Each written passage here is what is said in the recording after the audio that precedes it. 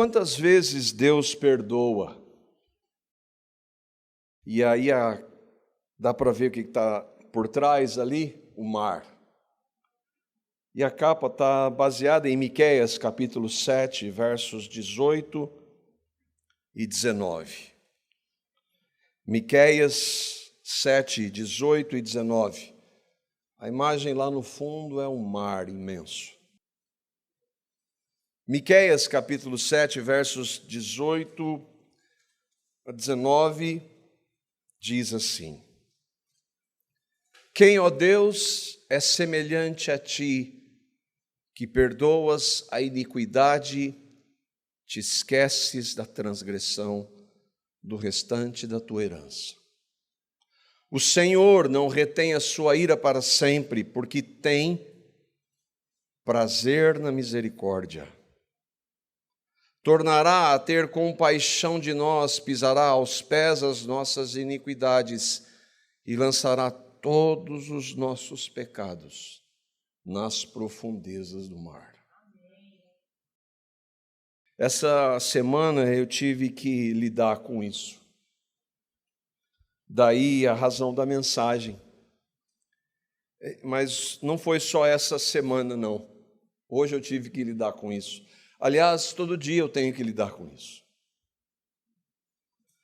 A todo momento eu preciso lidar com isso, eu digo com pesar, lidar com os meus pecados.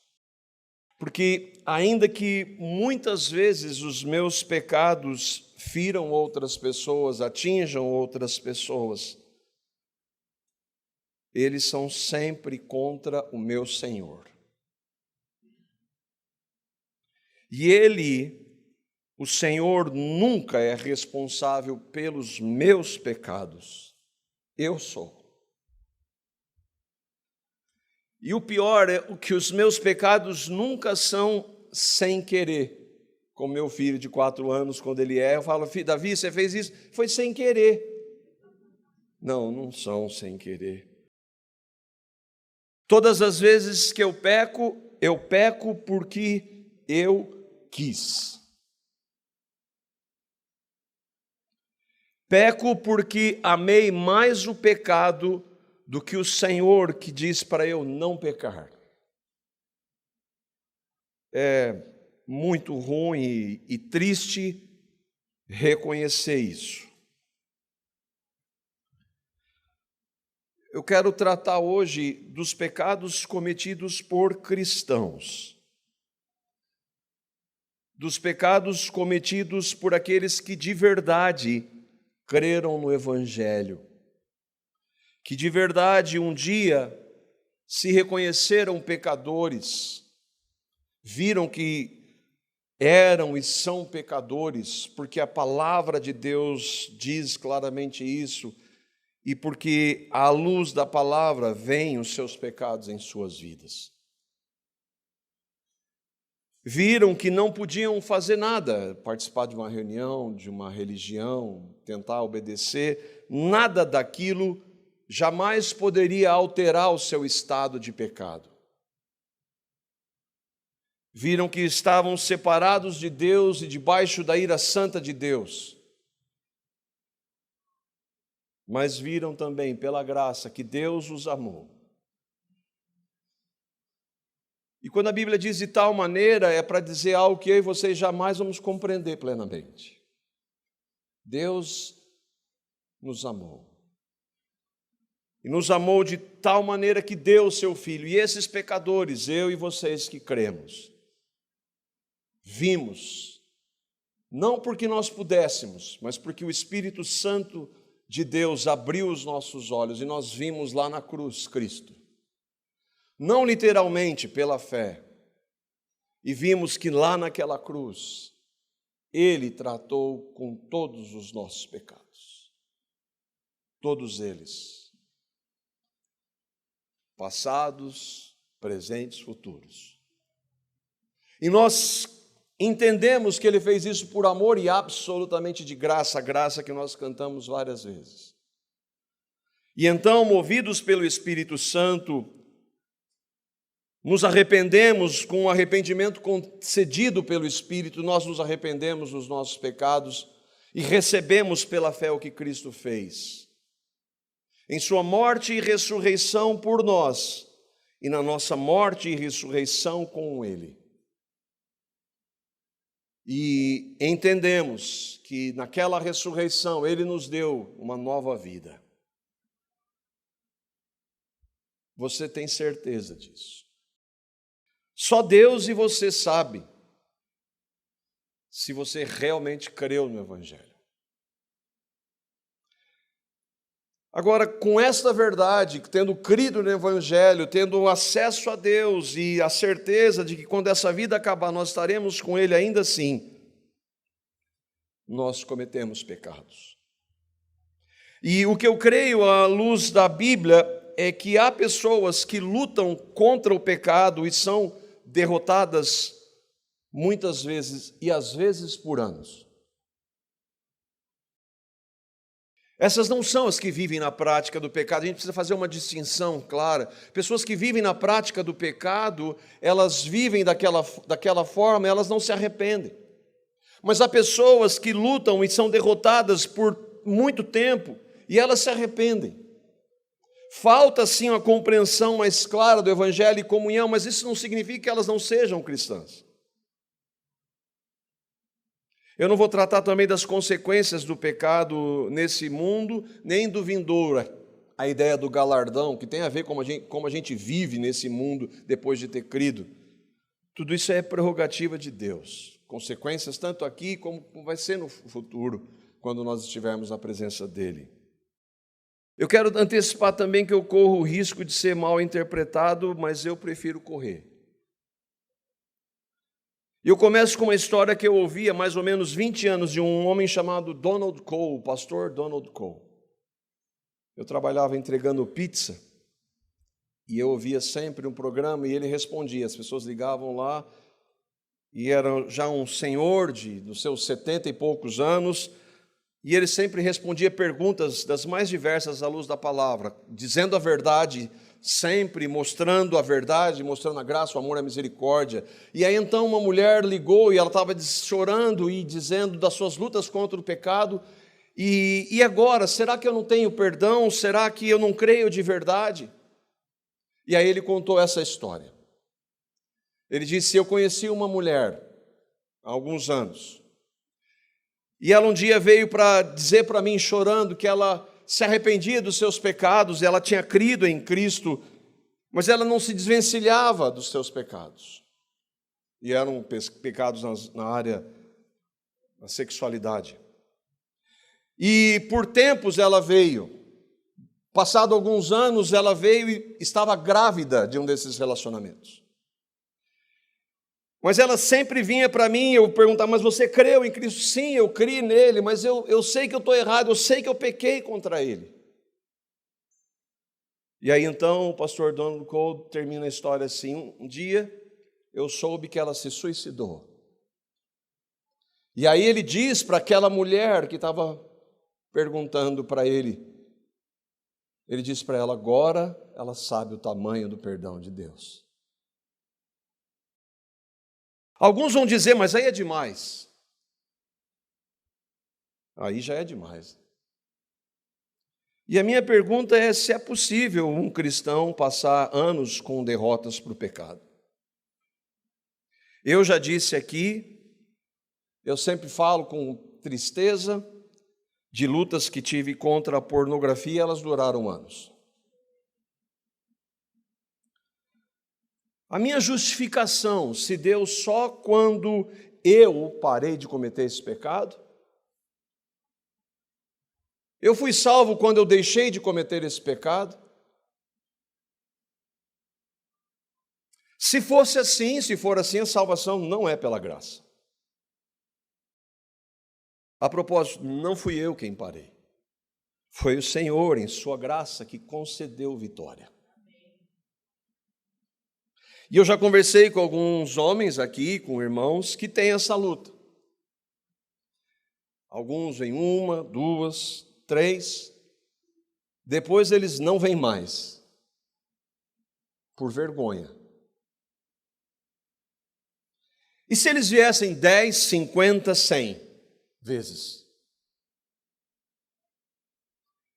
A minha resposta para eles é: você creu em Cristo?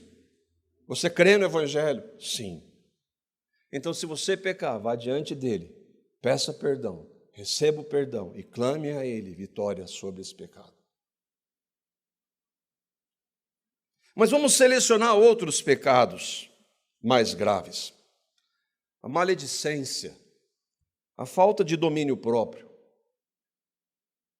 Se eu e vocês não andamos no fruto do Espírito, isso acontece mais de uma vez, isso é pecado. Pensamentos de julgamento impuros. Ansiedade é pecado. Ansiedade não se trata com remédio, ansiedade é pecado. Mágoa, murmuração, falta de dar graças a Deus por todas as coisas, tudo isso é pecado. Há um limite para perdão? Se há um limite, quem estabelece? Quem estabelece esse limite? E aí a gente precisa ouvir aquele, o único, que pode estabelecer. Em Mateus capítulo 18, versos 15 a 20, Jesus estabelece um dos textos bases para a disciplina. É um dos textos que nós tratamos algumas vezes de como nós devemos agir quando alguém comete um pecado. E como irmãos em Cristo, nós devemos, às vezes, se eu vejo aquele irmão ou irmã cometer um pecado, eu devo não chegar e falar para os outros, coisa que a gente faz, isso é pecado, eu estou tratando o pecado dele com outro pecado. O princípio da Escritura é: vá e fale com aquele irmão. Se ele não te ouvir, Jesus diz, então você leve 2 ou mais testemunhas. Lembra, entenda, isso aqui não é assim, um dia para cada uma dessas ações. Há um princípio de misericórdia. Quando nós somos tratados, Hebreus diz que nós somos confrontados com os nossos pecados, a gente não fica feliz, nunca fica. Você não dá graças a Deus, você não diz: a coisa mais gostosa de ouvir é eu ser confrontado com o meu pecado. Nós tendemos sempre a rejeitá-lo, a não aceitar, a justificar os nossos pecados, mas aqueles que creram vão e reconhecem e pedem perdão. Mas Jesus está tratando de um caso aqui em que aquele irmão foi, esperou um tempo, chamou 2 ou mais testemunhas, aí ele diz: se ele não os atender, então você deve ir para a igreja. E se ele recusar a igreja, ouvir toda a igreja, entenda, essa pessoa, não importa o pecado, ela não se arrepende.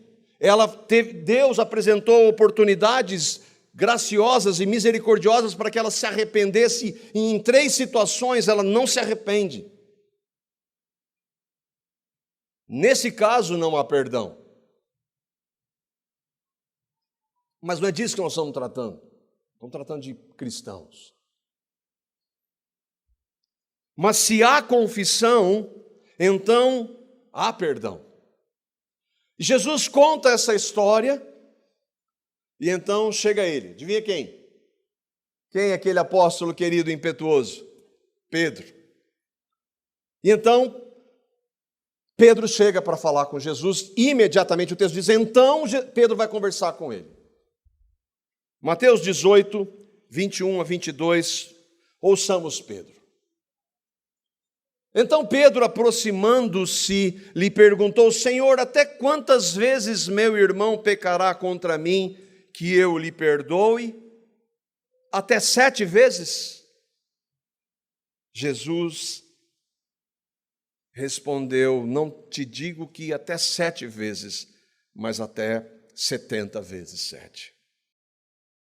Lembra do contexto?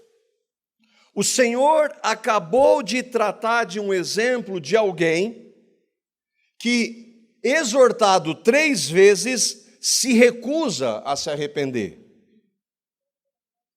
Essa pessoa ela não tem perdão não porque não seja possível, mas é porque ela não quer ser perdoada, ela não se considera pecadora. ela não se arrepende, ela quer continuar na prática do pecado. Mas então, Pedro, eu entendi isso aí, Senhor, mas a gente tem que estabelecer um limite para aquele que se arrepende, né? Porque será que tem um limite, Senhor, né? Porque aí a pessoa pode abusar, né? Ela pode abusar. Lembra que o Pedro que está estabelecendo esse limite, depois de ouvir o que Jesus tratou, ele vai ser alertado antes de cometer o pecado, e vai cometer esse pecado que Jesus disse que ele ia fazer 3 vezes. Pedro abusou? Pedro abusou. Mas antes da gente responder, né, se o do limite, eu acho que nós já vimos, Lucas capítulo 17, versos 3 a 4, e aqui Jesus, então, ele estabelece um limite que eu e vocês, se nós dissermos que nós aceitamos, normalmente a gente é mentiroso. Lucas 17, 3 a 4. Se o seu irmão pecar, repreenda-o, e se ele se arrepender, perdoe. Se pecar contra você 7 vezes no dia, e 7 vezes voltar a você e disser, estou arrependido, perdoe. Mas aí é demais. É demais para nós. Mas não estou falando de nós. A pergunta não é quantas vezes eu perdoo. A pergunta é quantas vezes Deus perdoa.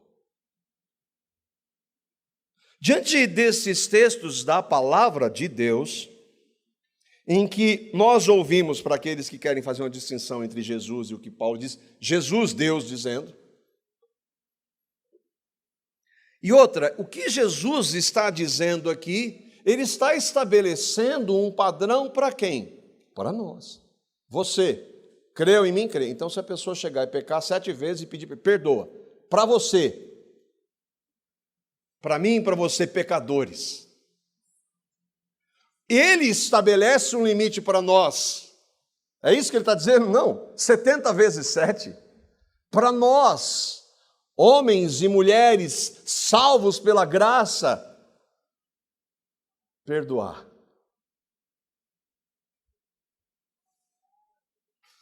Imagina então o perdão dele.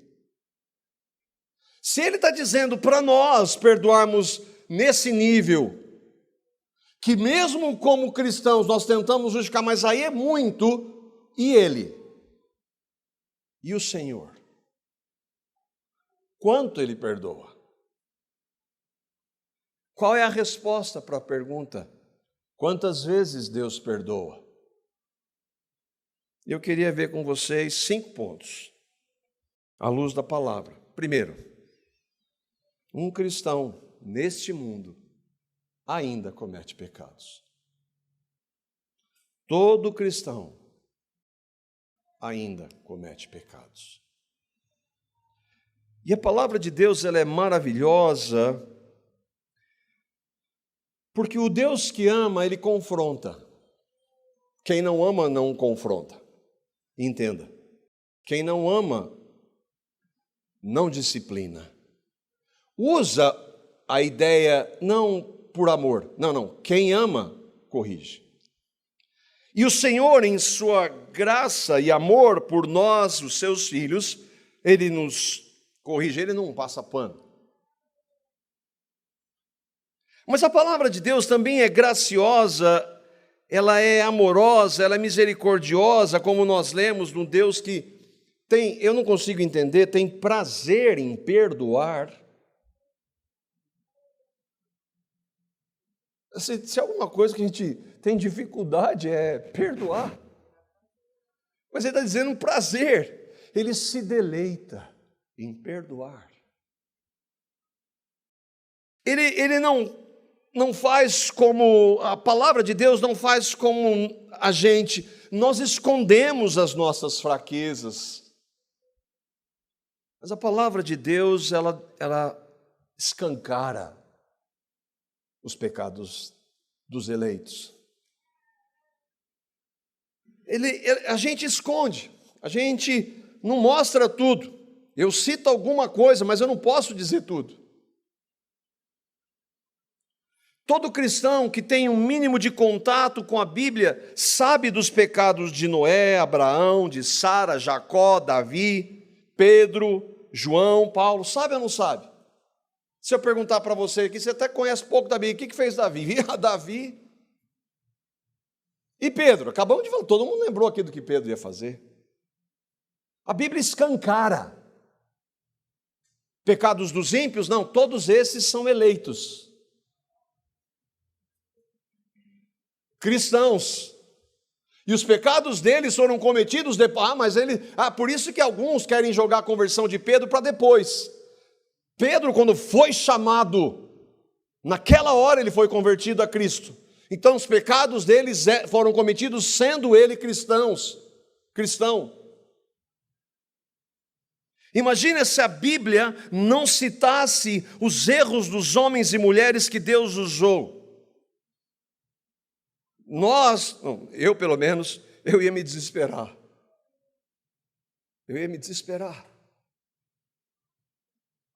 E um dos textos que mostra isso é o apóstolo João. 1 João, capítulo 1. Lembre, é o apóstolo João, o último apóstolo vivo. Fim da vida, com décadas de relacionamento com Cristo, de ministério, pregando a palavra. E olha o que ele diz. 1 João, capítulo 1, versos 5 a 7. Esta é a mensagem que dele ouvimos e transmitimos a vocês. Deus é luz e nele não há treva alguma. Se afirmarmos que temos comunhão com ele, mas andamos nas trevas, mentimos e não praticamos a verdade. Se, porém, andamos na luz como ele está na luz, temos comunhão uns com os outros, e o sangue de Jesus, seu Filho, nos purifica de todo pecado. Até aqui não tem nenhum problema, porque ele está falando de andar em comunhão. Não, mas quem crê em Jesus não vive na prática do pecado. Você diz que crê, mas todo mundo concorda. E a gente é muito bom para... Aí vamos falar de vários pecados dos outros. Aqui a verdade da santidade, de quanto mais andamos em Cristo, mais da luz dele se manifesta, mais santificação se manifesta em nós. Nós sabemos que alguém que vive na prática do pecado sem se arrepender, ainda que se diga cristã, não é cristã. Mas nós não estamos falando de pessoas que vivem na prática e não se arrependem. Nós estamos falando daquelas que cometem pecados e às vezes, algumas vezes, mas se arrependem. Nós sabemos que se nós andarmos nele, na luz que é Cristo, nós vamos viver em santidade. Mas e quando isso não ocorre como deveria? Ou ocorre com você 24 horas por dia? Você anda 24 horas, deixa as horas de dormir então, né? Durante o dia você anda na luz, todo o tempo, em comunhão. Quem anda assim? Quem vive assim? A gente viu uma relação de alguns homens de Deus na Bíblia que não andaram sempre assim. E quando nós somos derrotados? Quando nós somos derrotados 1, 2, 10, 50. Você não está pensando em limite, tá? Versos 8 a 10 do mesmo texto. O que isso tem a ver com João, no fim da vida, o apóstolo João? Olha o que ele diz dele. Ele se inclui. Versículos 8 a 10 de 1 João 1. Se afirmarmos, João está se incluindo aqui, o apóstolo João. Se afirmarmos que estamos sem pecado, enganamo-nos a nós mesmos. O apóstolo João, o amado do Senhor, que andou com ele, um dos que andou perto dele, que pregou o evangelho, que sofreu por amor a Cristo, que escreveu o evangelho, 3 cartas, o Apocalipse, ele, no fim da vida, deveria ser perfeito. Se dissermos que nós estamos sem pecado, nós nos enganamos. A verdade não está em nós. Se, novamente, a primeira pessoa do plural, se eu, João, e você que creu em Cristo, confessarmos os nossos pecados, Ele é fiel e justo para perdoar os nossos pecados e nos purificar de toda injustiça. De quantos? De todos eles. Se afirmarmos que não temos pecado, e aqui é muito sério, que não temos cometido pecado, fazemos de Deus um mentiroso e a sua palavra não está em nós. João está dizendo, eu, o apóstolo João, depois de décadas conhecendo o Senhor, falando dele, sofrendo por ele, eu, o apóstolo João, não posso dizer que eu não cometo pecados.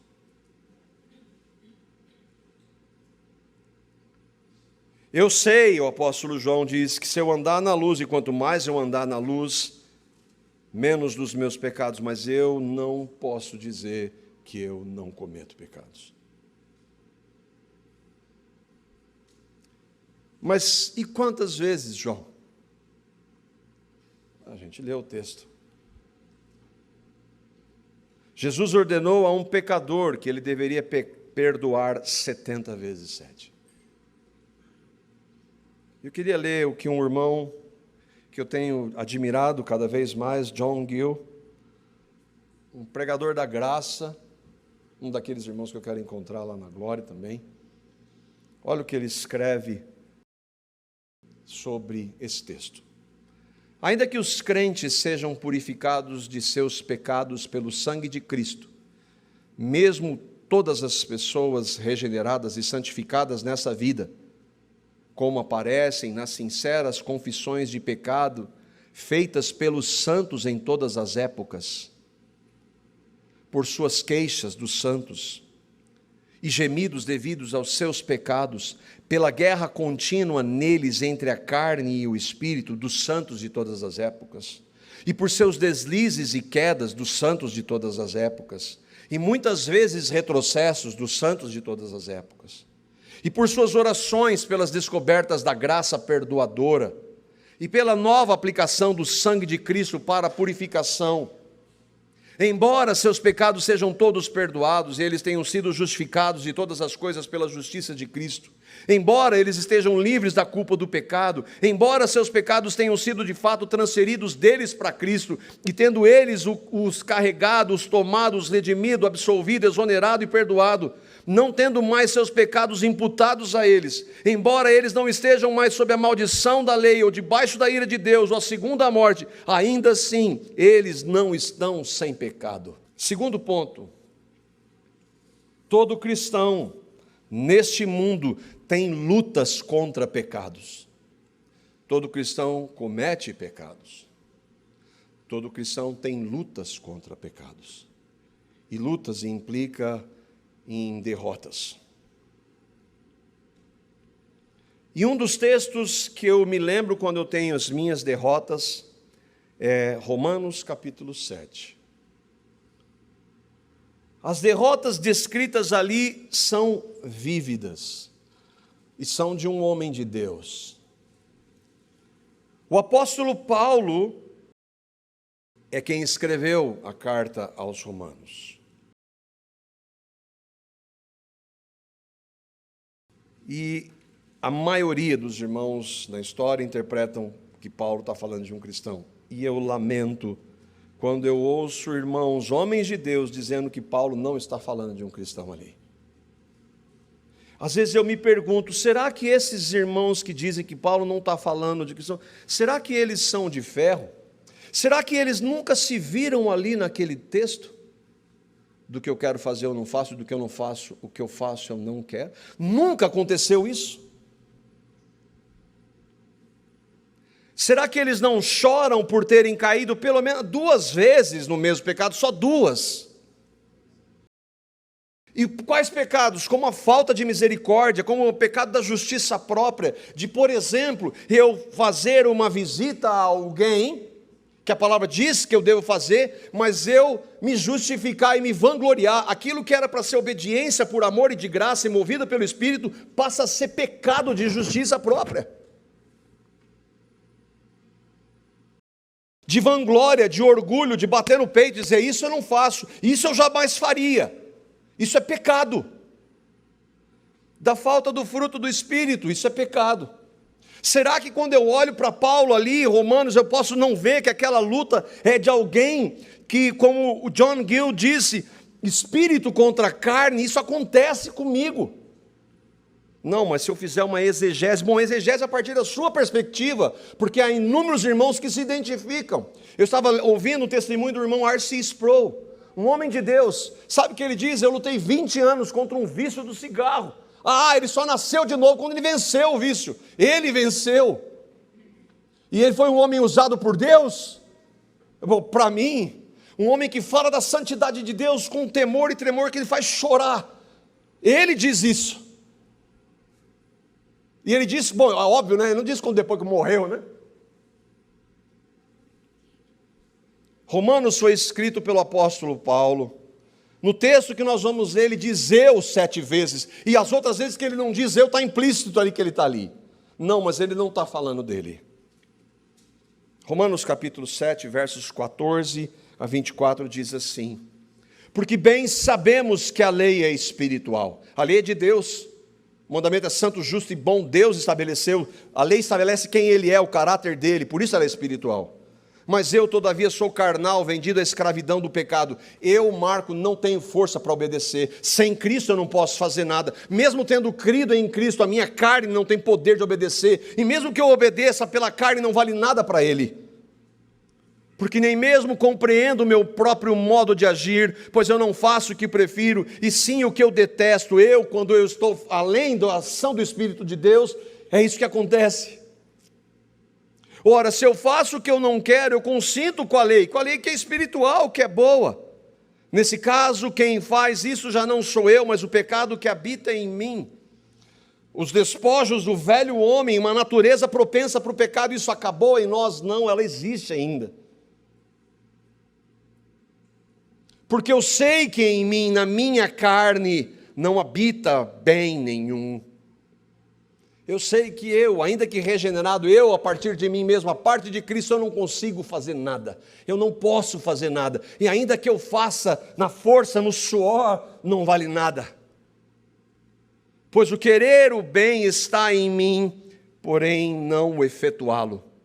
Porque eu não faço o bem que eu prefiro, mas o mal que eu não quero, esse faço. Mas se eu faço o que eu não quero, já não sou eu quem o faz, e sim o pecado que habita em mim. Uma das justificativas é que essa é a vida de um derrotado. Vamos pegar o apóstolo Paulo como exemplo. Depois a gente vai ver quem ele é à luz do que ele diz, à luz da palavra. Então, vamos admitir que o apóstolo Paulo, uma vez por mês, ele se irritasse. Era pecado? Sim ou não? Ele queria fazer? Sim ou não? Ele fez? Sim ou não? Isso é derrota? É viver derrota? O texto não diz isso. Mas se eu faço o que eu não quero, já não sou eu quem faz, e sim o pecado que habita em mim. Então, ao querer fazer o bem, encontro a lei que no mal reside em mim naturalmente. A parte de Cristo é isso que nós somos. Porque no tocante ao homem interior, e Paulo cita essa expressão 3 vezes, o homem interior é quem é regenerado, não tem como interpretar de outra forma. Tenho prazer da lei de Deus, mas vejo nos meus membros outra lei que, guerreando contra a lei da minha mente, me faz prisioneiro da lei do pecado que está em meus membros. Desaventurado, miserável homem que eu sou, quem me livrará do corpo dessa morte? Um ímpio não pensa isso. Ele não está preocupado. Mesmo religioso, ele se justifica, ele mostra os outros aspectos daquilo que ele é bom. Um ímpio não diz, miserável homem que eu sou. Até aqui seria desespero. Mas o texto continua. E lembremos, quando Paulo escreveu, ele não colocou capítulo 7, capítulo 8. É uma carta só, é um texto só. O mesmo Paulo que está dizendo ali em Romanos 7, é o mesmo Paulo que vai escrever essa maravilha que nós vamos ler, Romanos capítulo 7, 25, Romanos 8, 1 a 3. É uma carta, esquece capítulo e versículo. Desaventurado homem que eu sou, quem me livrará do corpo dessa morte? Aí o ímpio diz, graças a Deus por Jesus Cristo nosso Senhor. Não.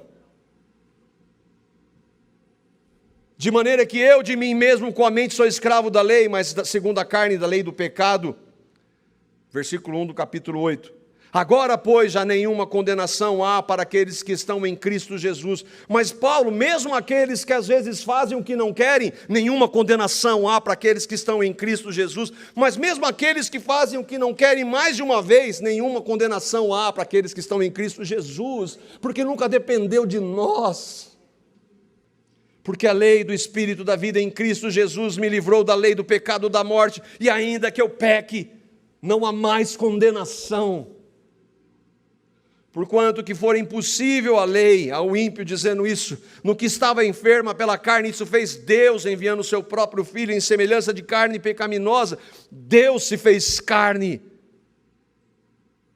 E no corpo dele, todos aqueles que creem têm seus pecados levados.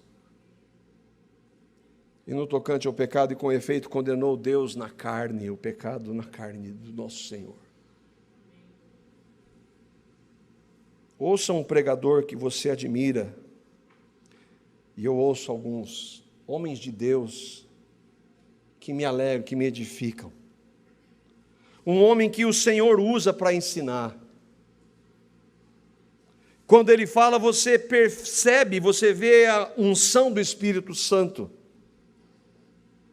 Nós somos edificados por homens assim? Sim. Mas você conhece esse homem? Você anda com ele? Você convive diariamente com ele? Não. Você não sabe como é a vida dele. Esse irmão que Deus usa tem lutas contra o pecado. Eles até podem dizer que a luta descrita em Romanos 7 é de um não cristão, mas eles enfrentam lutas como Paulo descreve em Romanos 7. Há momentos em que todos eles vão dizer, eu não fiz o bem que eu preferia, mas o mal que eu não queria, esse eu fiz. Eles podem até não dizer com quais pecados eles lutam, mas eles lutam. Nós lemos o irmão John Gill aqui, alguém que conheceu a história. Ele fala da história de homens santos de Deus que viveram lutas. Vamos pegar alguns deles, a gente podia pegar e ler a história deles. Aí entra um terceiro ponto. Quanto mais santo um cristão é em sua vida prática, mais humilde e consciente de seu pecado ele é. Eu tremo quando eu vejo alguém se vangloriar da sua santidade. Eu tremo de nervoso. Me dá asco. De alguém dizer que fez e não fez, de alguém que disse que ficou 5 horas sem pecar, né? Que coisa incrível. Uau! Mentiroso. Bom, se ele não ficou 100 horas, ele pecou naquela hora que ele se vangloriou de ficar 5 horas sem pecar. Vamos considerar quem? O apóstolo Paulo. Como ele se tinha em autoestima. Como ele dizia, eu sou diferente. O nível aqui é maior. Vamos ver como ele se via como um grande homem de Deus. E eu vou projetar os textos, são vários, não dá para você acompanhar aí, por você confira. Miserável homem que eu sou. Romanos 7, 24. Eu sou o menor dos apóstolos, eu nem mereço ser apóstolo. 1 Coríntios 15, 9. Nós temos esse tesouro em vaso de barro. Eu sou vaso de barro. O que serve vaso de barro? Nada. Nada. O poder está dentro do vaso. Bom, o vaso não é nada. O poder vem de Deus e não de nós. Um homem que fez o que ele fez. Por isso, por amor de Cristo, regozijo-me nas fraquezas, nos insultos, nas necessidades, nas perseguições, nas angústias, porque quando eu sou fraco, é que eu sou forte. Eu sou fraco, Paulo disse. Se alguém se considera alguma coisa, eu acho essa versão maravilhosa, não sendo nada, engana-se a si mesmo. Gálatas 6. Você se considera alguma coisa? Você é nada. A Paulo está dizendo para os... Não, ele está dizendo, ele é assim. A parte de Cristo é o que nós somos, nada. Nada. Filipenses 3,8, considero tudo como perda. Tudo que eu fiz. Ele fez quando era ímpio, sim, considero tudo como perda. E eu as considero como esterco. Mas e agora o que você faz, Paulo? Agora é Cristo em mim, não eu. Agora eu não posso me vangloriar de nada, porque é Cristo em mim. Eu não tenho mais do que falar. Aliás, eu tenho onde me gloriar. Onde Paulo se gloriava? Na cruz. E aí esse? Ele não disse, eu era. Eu já fui. Cristo Jesus veio ao mundo para salvar os pecadores, nós que cremos, todos nós, os piores. E Paulo, lógico, Paulo está lá em cima, né? Dos pecadores eu sou. Eu não era, eu sou o pior. Ele fala isso no fim da vida. As cartas pastorais são umas das últimas, ele está dizendo, eu sou o pior. Mas não parece um pouco com João, que diz que se nós dissemos que não temos pecado? Isso não é vitimismo, isso não é falsa piedade, você percebe quando é. Isso é um homem que conhecia o Senhor, e que diante dele era isso mesmo que ele é. E é isso mesmo que eu e vocês, quanto mais o conhecermos, mais reconheceremos. Daí então... termos bem práticos, diante disso, não acuse pessoas que professam a Cristo e confessam suas derrotas por pecado. Não faça isso. Não faça isso. Nós devemos tratar com a verdade, é óbvio, o Senhor fazia isso. Mas lembra, quando Jesus disse, se o seu irmão pecar contra você, se ele não te ouvir, você vai chamar. Mas e se ele ouvir? Acabou ali. E se for mais de uma vez no dia? Acabou ali. Perdoe. Se ele está dizendo para eu e vocês perdoarmos, será que ele perdoa? Nós perdoamos com o perdão dele. Nós perdoamos com a capacidade de perdoar dele. Quando alguém comete algum pecado grave, como se houvesse algum pecado que não fosse grave, porque pecado é contra Deus, ou quando um pecado se tornou público, aí gente, mas será que aquela pessoa realmente cria no Evangelho? Misericórdia.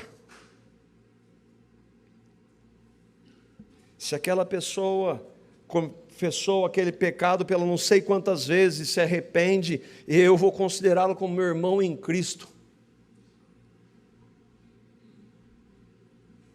Ainda que tenham que tratar, ainda que nós tenhamos que tomar decisões, ainda que haja consequências, não está em xeque o perdão. Jesus está falando para nós não julgarmos. E quando ele está falando para nós não julgarmos, é exatamente nesse contexto, Mateus capítulo 7, versos 1 a 3.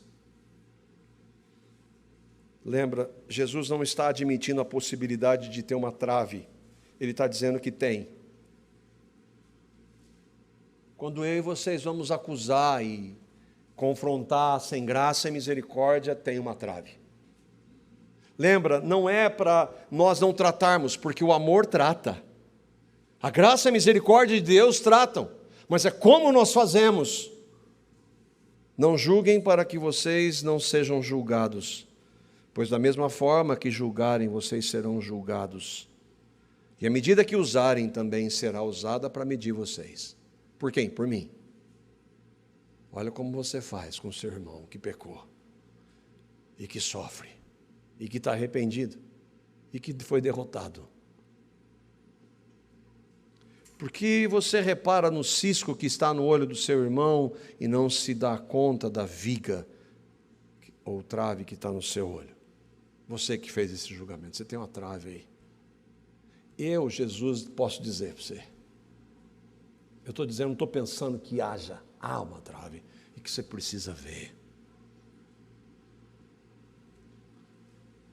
Novamente, Jesus não está dizendo que nós não devemos tratar, que nós não devemos exortar, que nós não devemos tratar com a verdade nenhuma. Nós vemos isso na palavra, o amor trata. Mas todos nós temos ciscos e vigas nos nossos olhos, irmãos. Todos nós. Eu sou muito bom para mostrar cisco para os outros. Eu posso sentar com você e começar a fazer algumas perguntas para você, e você vai ver que você tem alguns pecados que você não considera. Eu sou muito bom para fazer isso. Esse é o papel do diabo, acusador. Às vezes eu aconselho casais.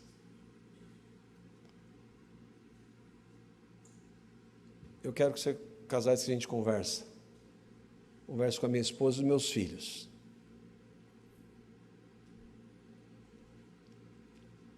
E por último,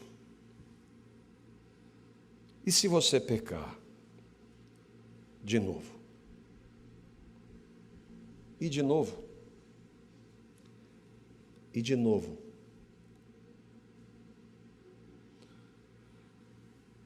Nós já vimos isso. 1 João, capítulo 1, verso 9. Se confessarmos os nossos pecados, Ele, Cristo, é fiel e justo para perdoar os nossos pecados e nos purificar de toda injustiça. Toda injustiça. Quantas vezes Deus perdoa? Todas. Todas. Ele não resiste a um coração o quê? Soberbo? Quebrantado. Ele não resiste. Ele tem prazer em perdoar. Ele lança no profundo abismo. Eu já contei essa história e ela me marca, eu encerro aqui. Aquele irmão estava numa luta contra o pecado. E ele tropeçava, e aí ele ia e clamava perdão e misericórdia. Senhor, me perdoe. Eu pequei contra o Senhor. E aí ele recebia o perdão.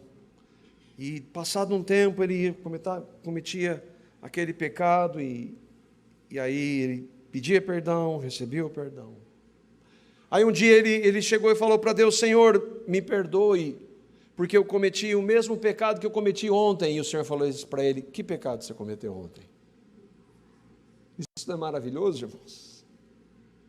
Ele se esquece. Ele lança num lugar onde ninguém pega. Pelo poder do Evangelho. Nada se compara ao Evangelho, irmãos. Nada. E esse Evangelho, o único Evangelho, é um Evangelho que tem uma definição: o Evangelho da graça de Deus. Busque o Senhor. Se você pecar, peça perdão, receba o perdão e não descanse enquanto Ele não lhe der vitória, porque a vitória é só dele. Ande com Ele. Se nós andarmos na luz, Cristo, Ele vai nos conceder graça para a glória dEle.